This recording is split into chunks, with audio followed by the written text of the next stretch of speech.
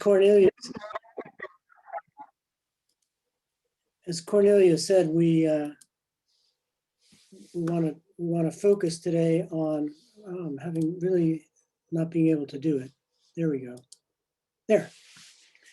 On getting help from other people. If people who take care of those who are living with dementia illnesses generally do so in a solitary manner. They don't have a lot of help. And particularly during the COVID, it's gotten worse. So there's issues not only just caring for people alone, but then being alone while caring for people.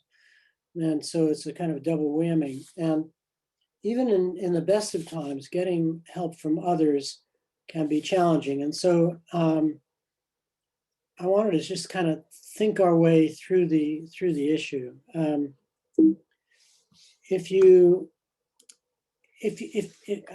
think I've heard this from an awful lot of caregivers. You know, people will talk to them and they'll say, "Oh, tell me what you're doing," and then they say, "Oh, that's terrible. It must be really, really hard. I wish there was something I could do." It's a sort of a, you know, thoughts and prayers moment.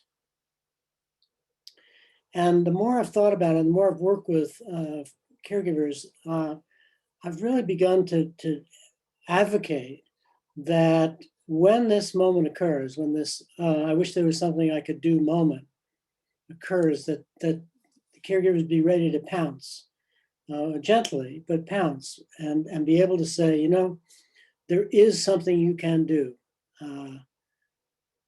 But of course, to be able to do that, to be able to pounce, the caregiver has to have a plan about what it is the person can do. So how do you prepare to say, yeah, there is something you can do?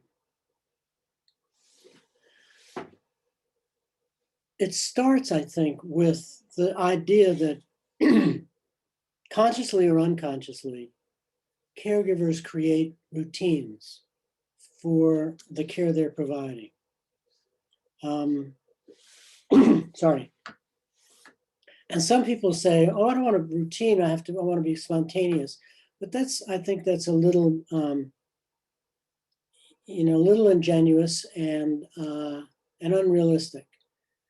If you're in the position of guiding a person through the day, and a person who has a dementia illness, that person's lacking is over time is losing the capacity to organize and guide his own day, her own day.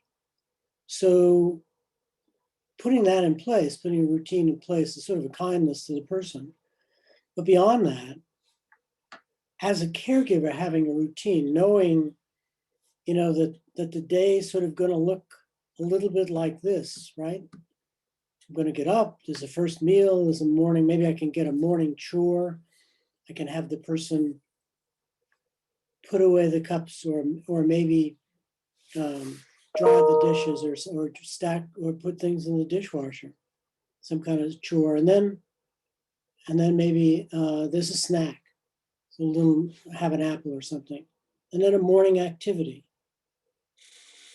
We were on a different call where somebody was talking about having hundreds and hundreds of jigsaw puzzles that the person who's living with a very early stage is still able to do. Well, having activities that the person can do with or without the caregiver is important. So then there's lunch and afternoon chore and snack, afternoon activity, dinner, evening activity, and going to bed. The day falls into a routine. And the more mindful that the caregiver is that there is a routine and can build a routine that really works for the person and for the caregiver, the better off both are going to be.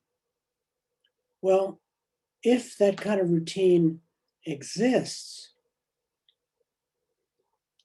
if it doesn't exist, that's the first thing to do to prepare to say there's something you can do. But if it does exist, then identify the one or two most successful chores or activities.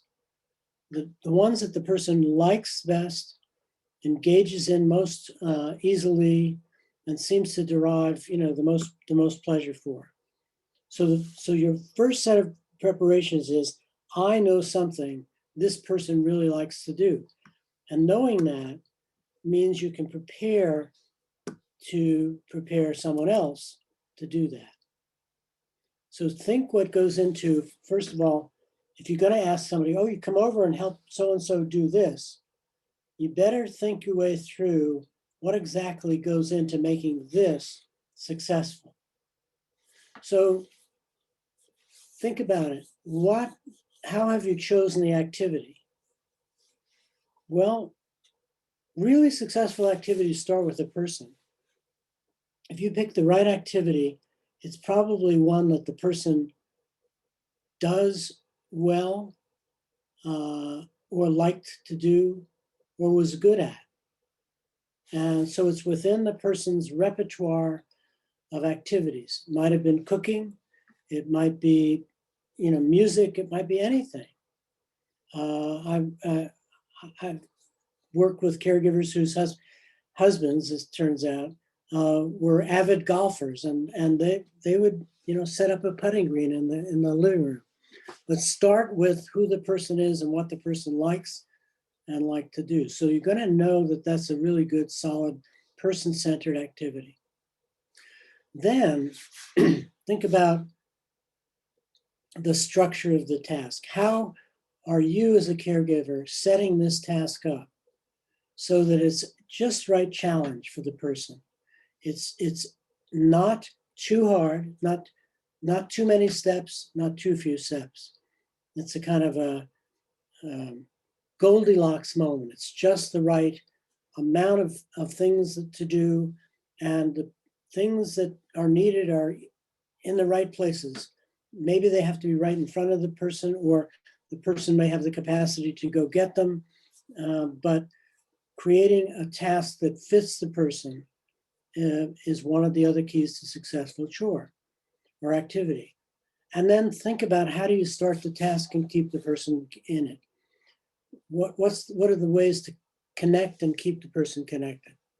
Do you use language, words, sentences, the person's capacity such that you can say to her, let's go and do whatever?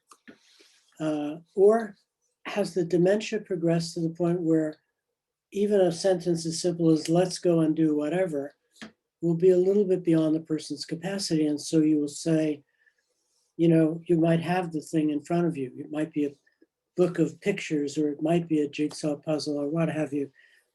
Want to do this. And you might even want to demonstrate by opening the pages of the book or beginning to put pieces of the puzzle together. Whatever works, whatever the right strategy used to get the person into it, that's what you want to be aware of. So you want to be aware of why this is a good activity, how I set it up, and how I get it going and move the person to it and through it. So once you got all that in mind, and once you've got this person on that you've already pounced on, have the person come home with you. Now we're going to talk about that in a minute, about how do you do that in COVID, but hold that aside. Have the person watch while you do this activity. Explain it beforehand, what it is you're going to do, how you've set it up, what you expect to see in the person, how you can generally keep the person engaged, what you have to do if the person starts getting distracted to draw her back into it, and give a sense of how long the person can usually stay with this particular task or activity.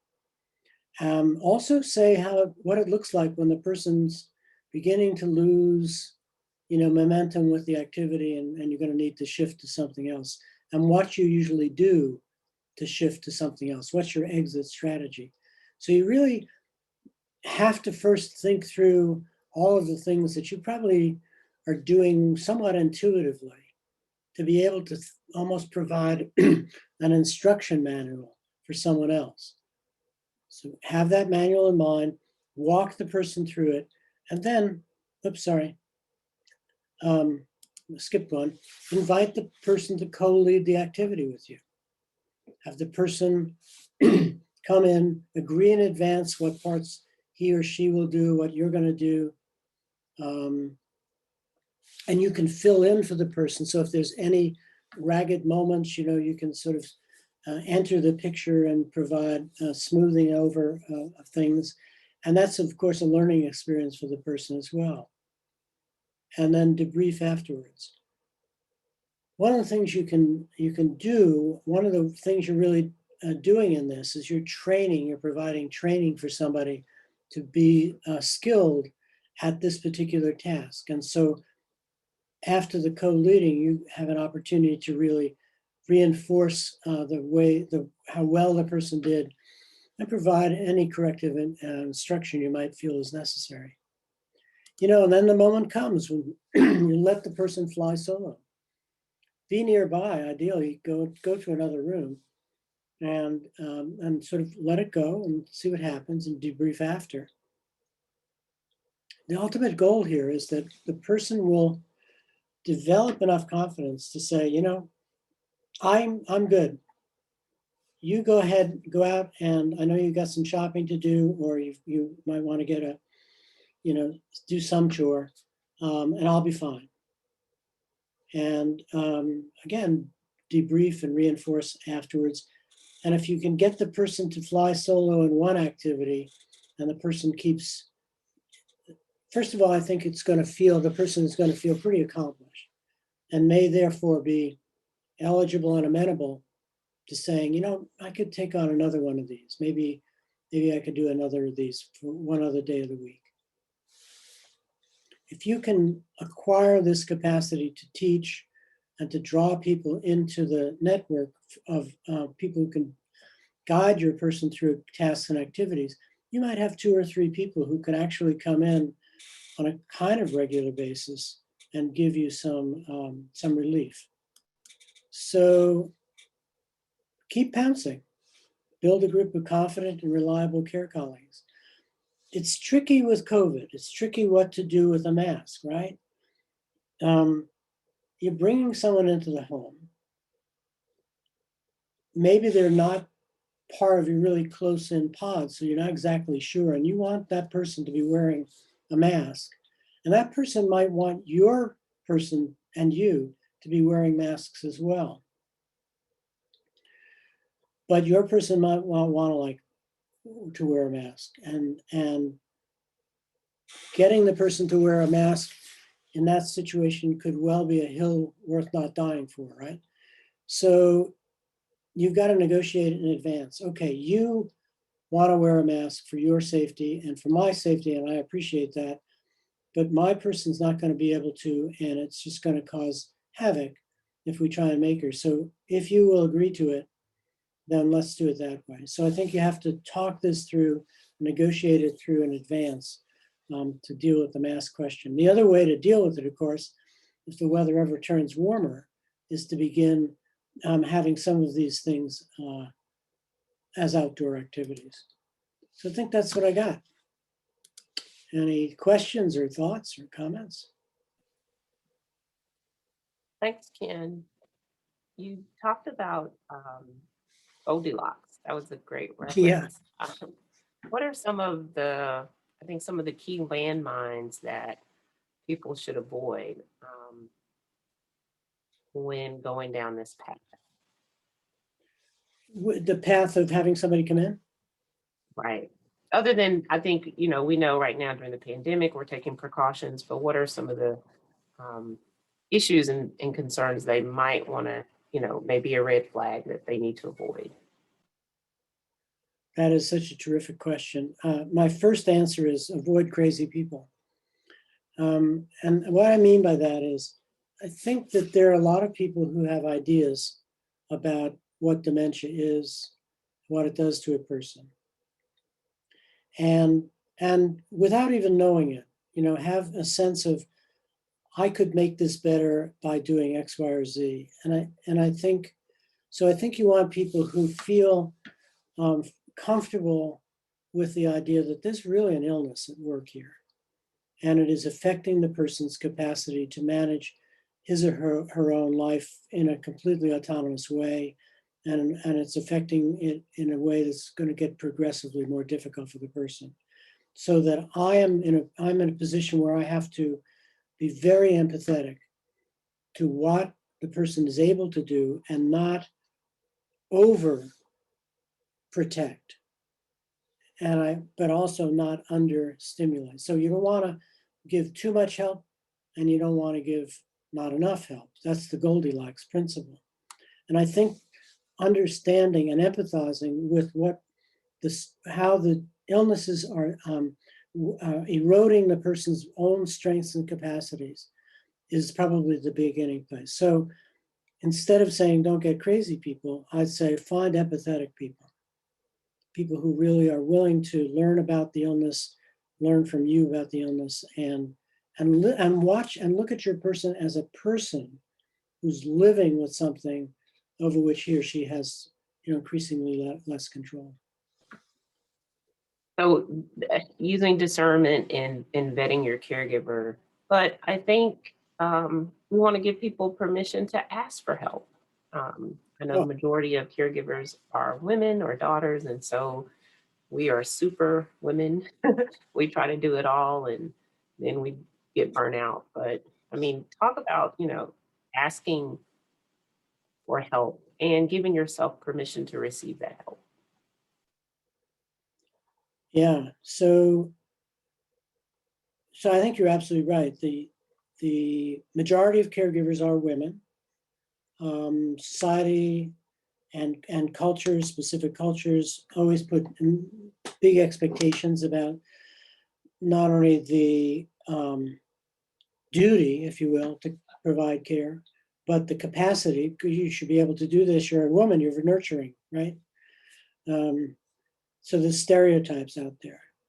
And we live with our own, we live our own stereotypes. I mean, there's self-stereotyping that goes on, and women do this and men do this as well. So being aware of that I have embedded, I embody the notion that I can do it all, your notion of a superwoman, is a very good starting point.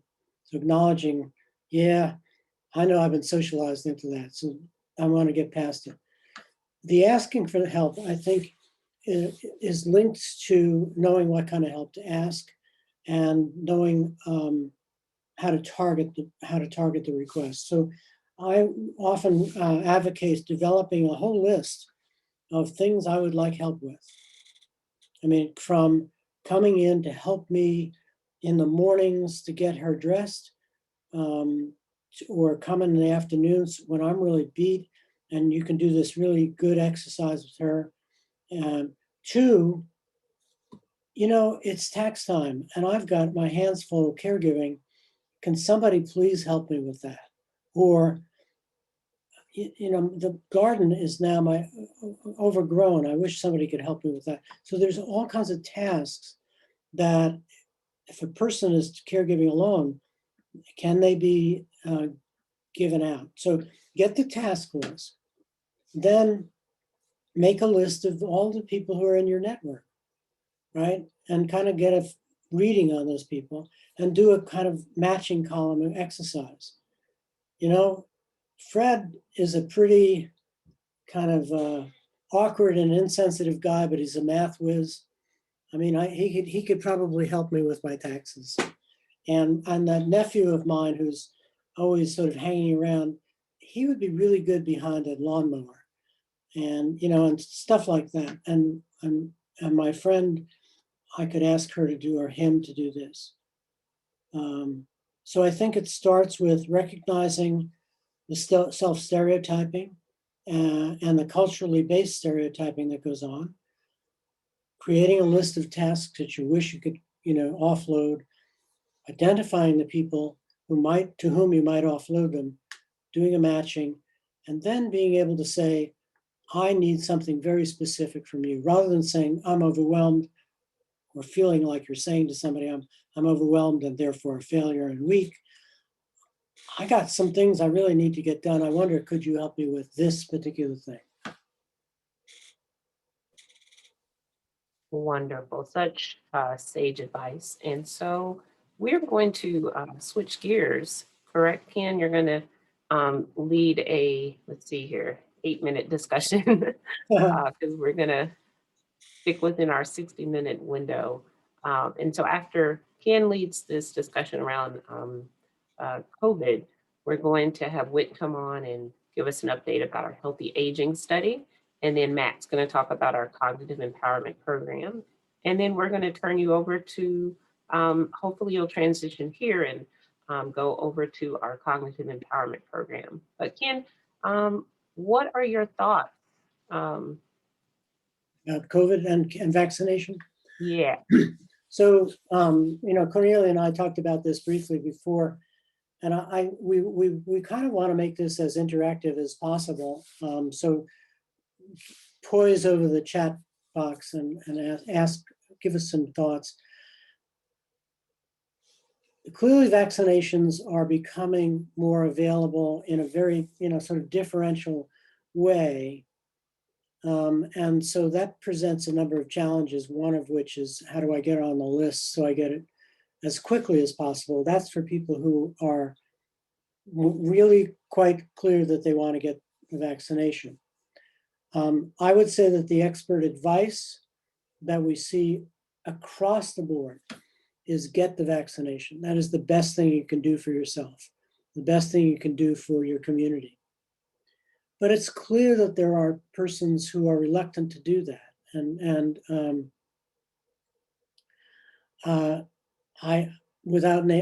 not going to name names, but I'm amazed to learn that one of the graduates of our PhD program is among those who's holding back, even though she is in a position to be vaccinated. And so people are holding back. And I think the really important thing to do if you're holding back is to open up about that with others. Talk with other people about the vaccines, talk with your primary care physician if possible, and other people to get, so you begin to understand what is it that I'm reluctant about. Some people have very, very well-founded reluctance about taking part in something that they feel might be essentially an experiment that isn't quite, the results of which aren't quite clear. This is beyond the experiment. These drugs have been tested now in multiple trials. My wife and I were in a trial with 30,000 other people for just one of the vaccines. So there's probably, I bet there's been upwards of 200,000 people who've been in trials. To my knowledge, there have been no deaths. And you see that some of these have 95% effectiveness. What that means is that you get this, and the chances are 1 in 20 that you would contract COVID. And that's better than the chances of a lot of other, if you take the regular flu vaccine annually, chances are probably 1 in 3 that you'll get flu, 1 in 4. So this has got a much more powerful effect. That having been said, the other piece that's there out in the world and that one cannot neglect or disregard is that there are variants showing up. We're hearing all the stories, and they're true stories. This is not fake news. There's a variant that's coming out of South Africa that appears to spread more forcefully or rapidly than the original version coming out of China. There's a variant coming out of Brazil. There's a variant coming out of Britain. Viruses mutate, and that's what's happening. There's mutations happening, but they mutate within certain boundaries. And what we're seeing happen now is the science is saying the existing vaccines seem to be roughly as effective against the variants, and we're also doing additional work to sort of create boosters. So it may well be that this is a situation where what I certainly intend to have done, I'm vaccinated. So what I'm going to do is watch this carefully. And if someone tells me, if someone reliable, if Tony Fauci comes on and tells me, if you've been vaccinated, you should get this booster because this is going to give you more of the antibodies that'll help you with the variant. So I think the three messages, right, are get vaccinated, look for reliable information about, look for information from reliable sources if you have reluctance about vaccination, and really engage in dialogue. Don't be shamed by anybody calling you an anti-vaxxer. You have a thought, you're entitled to your thought. What I really urge is that you engage in dialogue in an open way with people who do have access to good information. And then the third piece is watch what's happening. If new things develop, especially with boosters, again, follow the science, follow the advice of really trustworthy people, and take action accordingly. I mean, as I said, if Tony Fauci tells me to get a booster, I'm online. I think the other set of questions, I'll stop me because I'll just talk. But There are people, I think there is a little bit of people being on the fence about it. How rapid it came online compared to other research that we conduct. And then the availability. I mean, that gives you pause because we just did not get ahead of the rollout and the availability of it. And so I'm hoping that it becomes operationalized so that people who want to get vaccinated, especially people in that first phase, can get vaccinated. I think the availability question is key, and I think that one hopes that the signs are true, and they're hopeful that there's a plan finally for there seems to be an plan to increase production, a plan to facilitate distribution. I'm hoping that there'll be better guidance to the states on how to establish some prioritization. But the key really is the distribution. Different places have different amounts, and it's a terribly, it's kind of a macabre sort of game, watching who's got what and trying to dash up to some parking lot somewhere to get vaccinated. So it's a real concern, and I don't think it's anything that can be solved by anybody other than policy people. You know, that I think that first point about how rapidly these came on is that's a wonderful question. And the answer is they didn't come on rapidly. The capacity to develop vaccines, is the technology and science for developing vaccines, has been a matter of growth and the acquisition of both wisdom and technology over the last 40 or 50 years. So really what we saw in this Operation Warp Speed was the application of this science facilitated by the injection of very large sums of money, right? The budget for the CDC to develop the flu vaccine is nothing compared to the budget that went into, really supporting these companies to build these vaccines. They knew how to do it. They had now the resources to put those techniques into work, and they went through all the right trials. There was a phase 1 trial testing for safety. There was the phase 2 testing for dosage, what was the right dose, and then the phase 3 trial, which is the one I was part of, was testing for efficacy. Does it work? Does it work at the doses that we know should work and that are safe? So the science part in terms of rolling that out was done rapidly because, again, they had enough money to do it. So Ken, there are quite a few comments and questions.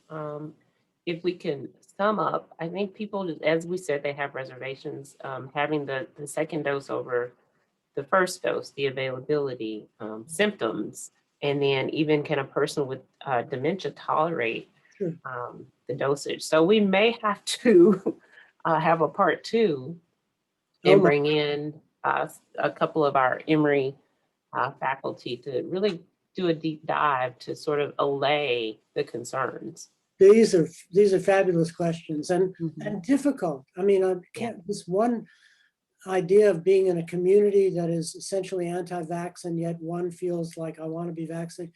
What a tremendous tension that is. I think we should just do that. We can let's collect these and other questions that people could add to the chat, and let's do this again next week. Okay. See if we can also get some other experts on here, because these are absolutely the right questions. Mm-hmm. Okay. All right. Well, if you have additional questions, please post them. We can, again, go back to either Dr. Guest or Dr. Del Rio or any of our directors or faculty over the vaccine center to come on and just, tell us what can we expect and what are they projecting here in the next several weeks. I think that would be really fabulous to do, and I also think that the psychosocial questions that are raised. I mean, there's questions of science and efficacy, and then there's questions of making the decision to do something, and those decisions are taken not only within a person, herself or himself, but within the context of one's culture and social group. And so how to navigate those waters is important as well. I agree. All right. Well, again, we will pick back up with this topic next Tuesday. Hopefully we will have answers to your questions. And over the course of the week, if something comes up, just email us and we will get back with you. All right. Well, Whit, you've got 2 minutes. All right. Sorry, Whit. No problem. Make your pitch. Yeah, if I can pull up my screen, I do want to share real quickly how to join the Healthy Aging Study for those that want a refresher on there. But more importantly, I do want to show you a quick highlight of our Healthy Aging Study annual report. We do send this out to all of our participants. And so obviously, if you haven't joined the Healthy Aging Study yet, there still is the opportunity to join us and help us in our research efforts here to better understand how we age and the cause of certain age-related diseases. Our URL for our website, as you'll see up here, is healthyaging.emory.edu. And you can join the study by clicking on this big yellow button here on our website. It is 4 simple steps that it walks you through where you register to create your account. It takes you through an online consent process. Then we get a little bit of contact information from you. And finally, we just ask that you complete your health history questionnaire. And once you've done that and you've completed this information, then what we're able to do then is take some of that data and we use it to basically unlock the mysteries of us and how we age, what causes certain age-related disease, and helps us identify potential participants for other research opportunities. So I do want to show you just a quick highlight here. I'm going to drop my email in the chat bar. If you want to receive a copy of this and you are not a participant, please just email me directly and I'll actually be able to send it to you. Because as I said, this went out to all of our current participants.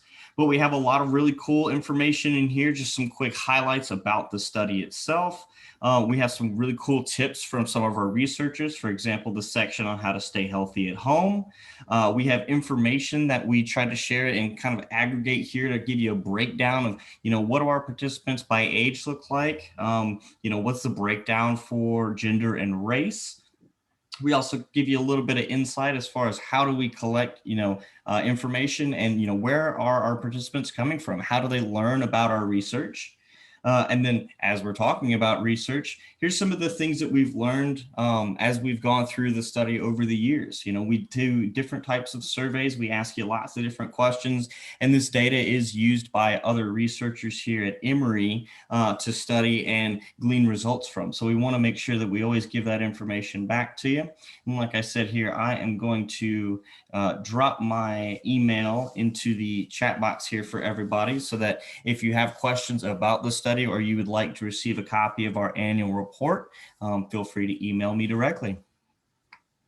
Awesome. So I'm hoping maybe we'll do a double duty and you can do a deeper dive next week where we have the COVID and the healthy aging report. Thank you, Whit. Okay, we've got 2 minutes, Matt. Hey everyone, so I just posted in chat a link to CEP Community Live. Today we have Suzette Binford. She is our great social worker on the Cognitive Empowerment Project. I know that she's also made a few appearances here on BrainTalk Live. Today she's going to be discussing how to talk to other people about your diagnosis. And so I'm really looking forward to that. We're going to be starting in 2 minutes. Like I said, if you'd like to join us, please click the link in the chat below. And is that the same link every week? That is the same link every week. Oh, and then So, once and if people you are registered registered, before, you don't need to register again. Just follow the okay, link that Zoom sends you. perfect, perfect. All right, please send. Okay, I see a couple more people. Okay. Yeah. All right. So it is 2:59. Everyone, thank you again for hanging out with us on this first Tuesday of February. We have a lot of great programs, content lined up for you here in February. And again, give us your feedback on some of the topics that you're interested in and that you'd like for us to feature and focus on. Again, we try to pack a lot of content in 1 hour. And so we want to be mindful of your time. So if you want to head on over to the CEP or the Cognitive Empowerment Program, you can do that, grab that link, go ahead and register. We love Suzette, she is amazing. She's gonna give you some great tips. And then next week, we will see you back here for Brain Talk Live. Thanks for joining us today.